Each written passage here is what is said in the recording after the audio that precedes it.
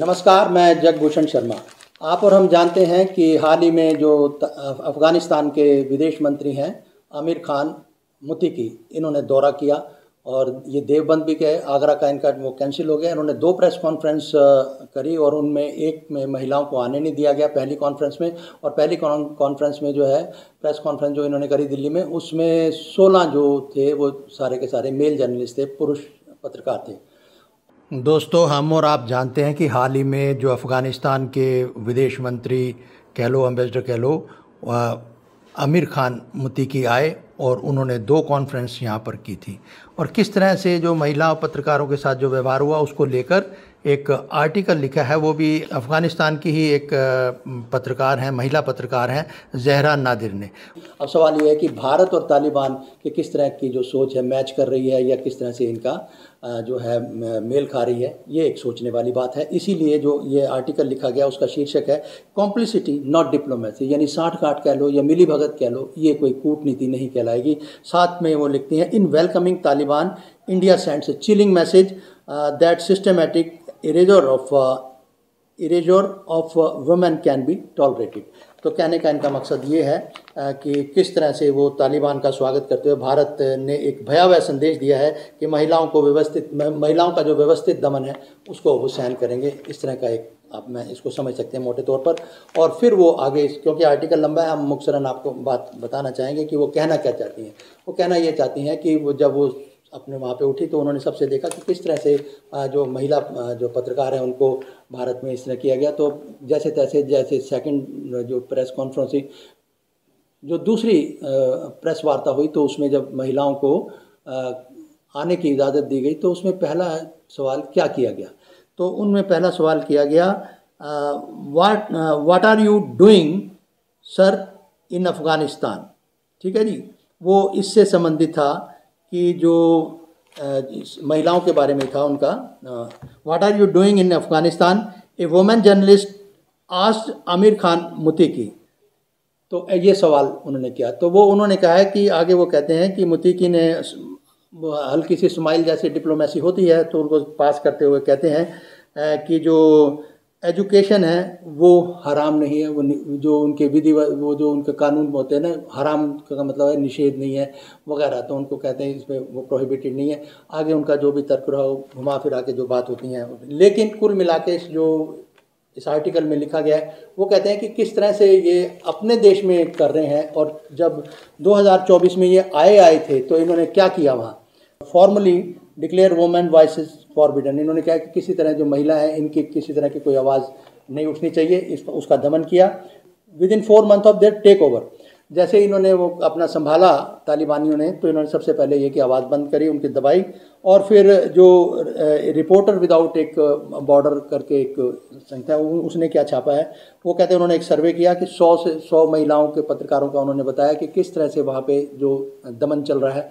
तो वो उन्होंने इस तरह से बताया। 2025 में वो अपने सर्वे के अंदर एक रिपोर्ट छाप रहे हैं कि 100 महिलाओं का उन्होंने किया, और वो कहते हैं कि इनमें से जो फीमेल जर्नलिस्ट हैं वो shows their 7% of Afghanistan women journalist can still be work openly. 7% ही हैं जो 100 में से जो खुलेआम वो काम कर रही हैं, यूँ कह लीजिए।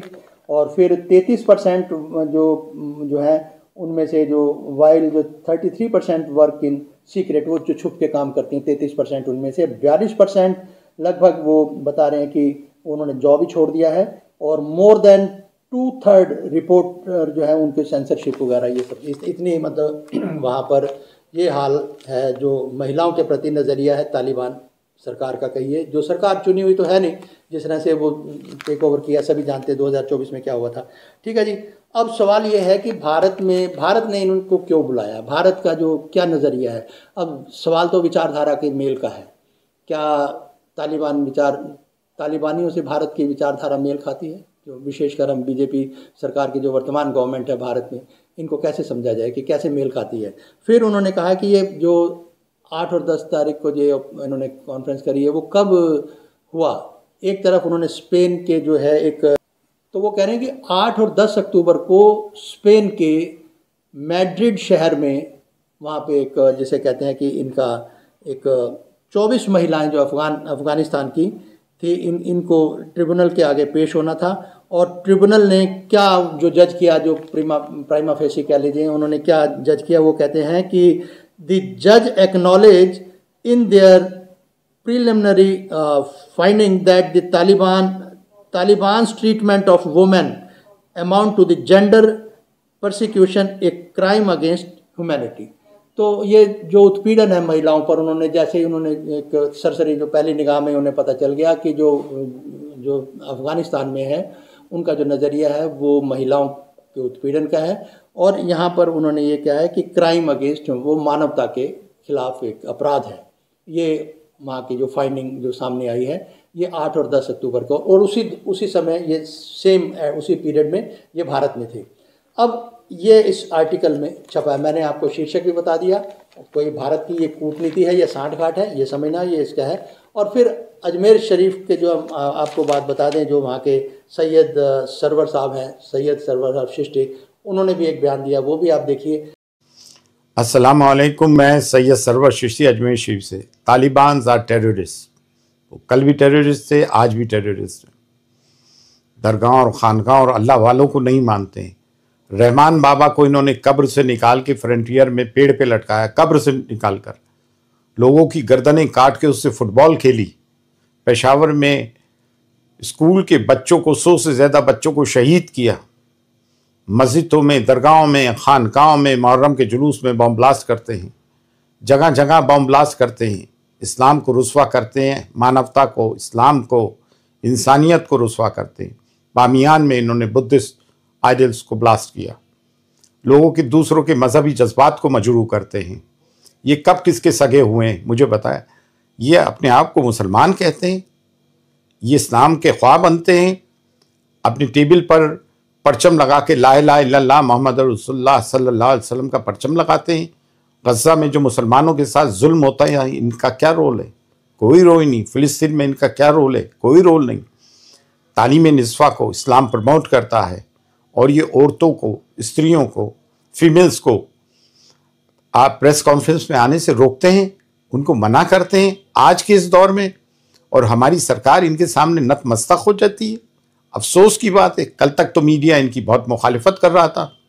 बर साहब जो संभल के मरहूम मेंबर ऑफ पार्लियामेंट थे, उनके ऊपर इन्होंने देशद्रोह का मुकदमा चला दिया जब इन्होंने तालिबान की हिमायत की। मौलाना सज्जाद नुमानी को किस तरह से हजरत को कंडेम किया जब उन्होंने तालिबान की हिमायत की, और आज ये उसी के गुणगान कर रहे हैं। एक चीज़ से सबक लेना चाहिए हमारी सरकार को।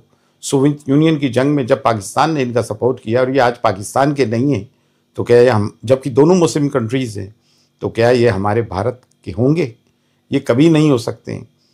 इस देश की सालमियत, सिक्योरिटी, पीस से रहने का सिर्फ एक ही रामबाण है, और वो ये है कि हिंदू और मुस्लिम में दोस्ती, यहाँ कम्युनल हार्मनी प्रिवेल करे, या सेंस ऑफ जस्टिस हो, आदिवासी, दलित, माइनॉरिटीज़ पे जुल्म बंद हो, हम प्यार मोहब्बत से रहें, तो हमें फिर दुनिया की किसी ताकत से ख़तरा नहीं है।